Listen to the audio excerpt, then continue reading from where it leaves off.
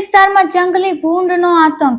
વડગામમાં જંગલી ભૂંડનું ટોળું ત્રાટક્યું. 3 થી 4 લોકો ઘાયલ.